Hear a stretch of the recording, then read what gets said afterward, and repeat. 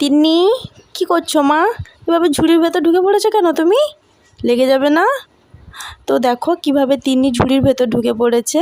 আর তো আসল কাণ্ডটা তিন্নির নয়, তিন্নির মামার মানে আমার ভাইয়ের। ও তিন্নিকে এভাবে ঝুড়ির ভেতর ঢুকিয়ে দিয়েছে।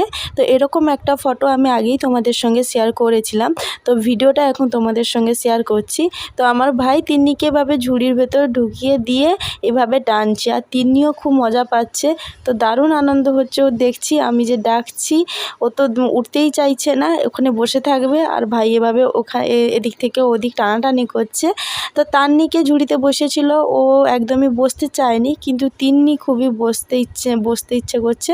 তো দেখো কিভাবে মেঝেতে টানছে ওকে নিয়ে, আর তিন্নি কীভাবে তাকিয়ে রয়েছে দেখেছো, একদম চুপচাপ। তো আমার ভাই এদিক থেকে ওদিক টানছে এভাবে ভাগ্নিকে নিয়ে। তো কিছুদিনের জন্য তার ভাগ্নি আছে, তারপর বাড়ি চলে যাবে। তো তখন তো এভাবে আর আনন্দ করতে পারবে না, মজা করতে পারবে না, আর ভাগ্নিও ঘরে গিয়ে এসব পাবে না। তো দেখো এসব দেখলে খুবই আনন্দ লাগে, মজাও লাগে, মানে দেখতে দারুণ লাগছে দুজনকে। এভাবে কীরকম পুতুলটার মতো বসিয়ে দিয়েছে ঝুড়িতে, দিয়ে এদিক থেকে ওদিক টানছে। দেখেছো কেমন লাগছে? তো কেমন লাগছে বলো ওদেরকে?